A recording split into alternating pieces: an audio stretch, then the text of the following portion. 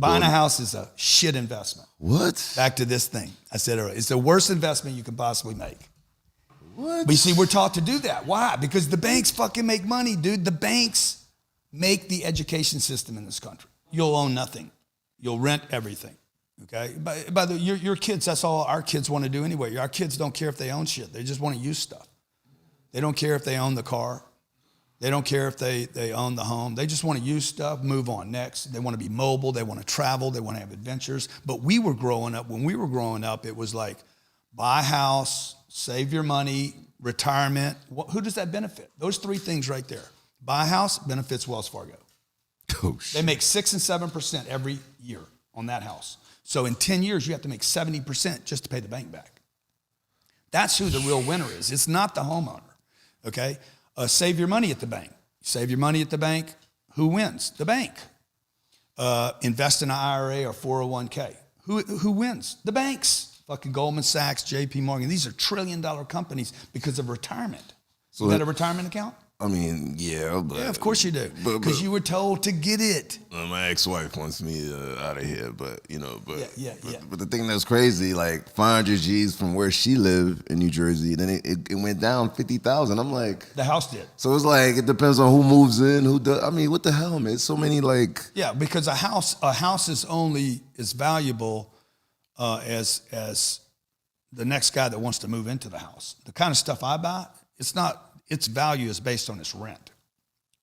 So we're buying these complexes that are 300 units and they're full. When we buy them, they're 295 units that are rented. They already have income coming in. Was that the worst thing you purchased in Connecticut, that mansion? Out of all your properties? It was, but someone bought it for me. But even though he bought it for me, the accumulation of the bills taking care of it was equivalent to it and surpassed it. Exactly. What? Yeah, really.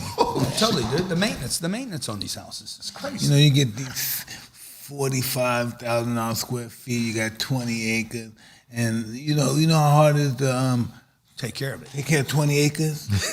You gotta ride the tractor. You can't do this. You gotta be in a car. Back up. No, you can't do that. I'm talking about flat land, no trees, and just flat. Sticks on you. Oh shit. You had so many pools over there too. Huh? The pool maintenance was crazy. That's amazing, man.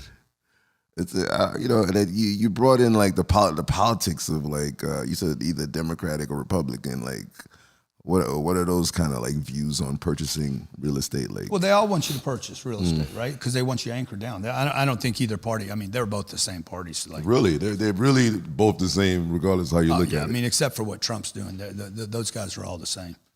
Oh shit, that's crazy. Yeah, Trump is a disruptor of the whole thing.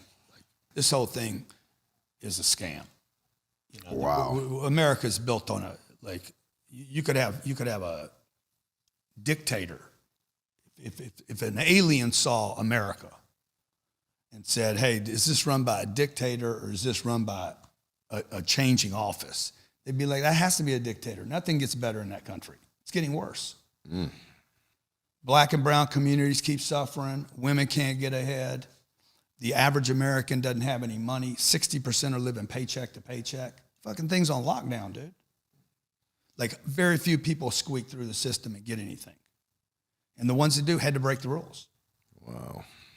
They had to somehow get outside the system. You know, you had to Bezos it and become an Amazon or be an Elon. But I'm not those. I don't have that kind of intelligence, right? To write code. What would happen to this country if we had like a bank virus? Like, you go to your account and everybody's zero. If you had an internet outage, just an internet outage would be enough.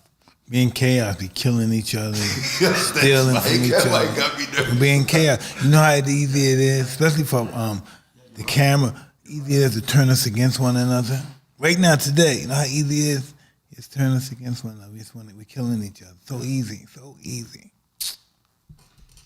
Man, explain the 10X rule, man. 10X is, I wrote a book in, I think it was 8, 9 or 10, something like that, Johnny. And it was right after 2008. the economy had collapsed. So I had 25 years of working and putting money together in businesses, and the economy collapsed, and it took almost went bankrupt. Sat down, tried to figure out what I did wrong, and what I did wrong was I simply didn't go big enough. Didn't have a big enough audience, didn't have enough businesses, didn't have enough verticals, didn't have enough income from different places. So the 10X rule was basically, look, you need to do 10 times more than you think you need to do to even get ahead. Like, everybody's underestimating how much. So 5,000, I could turn 5,000 to $1 million right now. I got like 7,000 on me. Really, 7 G's?